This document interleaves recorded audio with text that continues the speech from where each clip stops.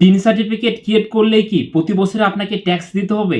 এমনটি কিন্তু ভুল ধারণা আমাদের সমাজে রয়েছে যে টিন সার্টিফিকেট ক্রিয়েট করলেই প্রতি বছরে নাকি আমাদের ট্যাক্স দিতে হবে। এটা সম্পূর্ণ একটা ভুল ধারণা। এই টিন সার্টিফিকেটটি আমরা বিভিন্ন কারণে কিন্তু ক্রিয়েট করে থাকি। দেখা যাচ্ছে জমি সংক্রান্ত কোনো কাজে, ব্যাংকের কোনো কাজে, বিশেষ করে বাংলাদেশে বর্তমানে ঘরে ঘরে কন্টেন্ট ক্রিয়েটর।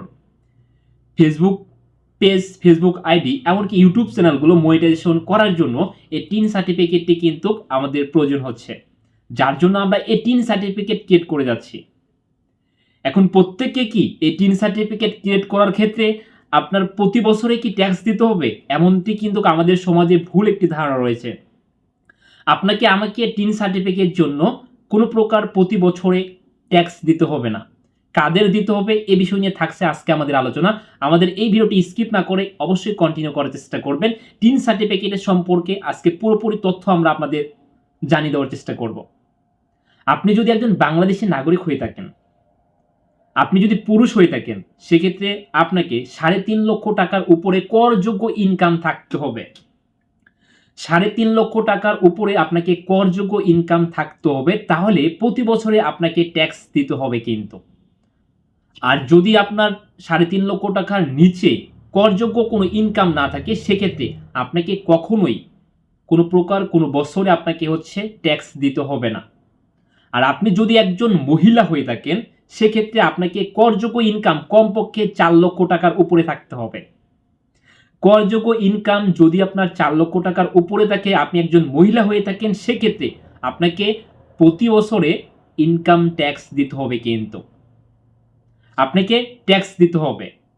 আর যদি আপনার 4.5 লক্ষ টাকার নিচে ইনকাম থাকে, সেক্ষেত্রে আপনাকে কখনোই কোনো ট্যাক্স দিতে হবে না। আমি নিশ্চয়ই আপনাদের বোঝাতে পেরেছি। আপনার করযোগ্য ইনকাম থাকতে হবে কিন্তু। পুরুষের ক্ষেত্রে 3.5 লক্ষ টাকার উপরে, এমনকি যারা মহিলা রয়েছেন তাদের 4 লক্ষ টাকার উপরে যদি ইনকাম থাকে, করযোগ্য ইনকাম, তাহলেই কিন্তু আপনাকে প্রতি বছরে ট্যাক্স দিতে হবে। আর যদি না থাকে, সেক্ষেত্রে আপনাদের কি করতে হবে? আপনার আমার কিন্তু 3.5 লক্ষ টাকা বা 4 লাখ টাকার উপরে কিন্তু ইনকাম নেই। সেক্ষেত্রে আমাদের কি করতে হবে? আপনি ঘরে বসে, আপনার হাতে তো স্মার্টফোন রয়েছে, এই স্মার্টফোন থেকে ক্রোম ব্রাউজারে গিয়ে আপনি জিরো রিটার্ন সাবমিট করবেন। আপনি জিরো রিটার্ন সাবমিট করবেন। জিরো রিটার্ন প্রতি বছর সাবমিট করবেন, শেষ, আপনার কাজ শেষ।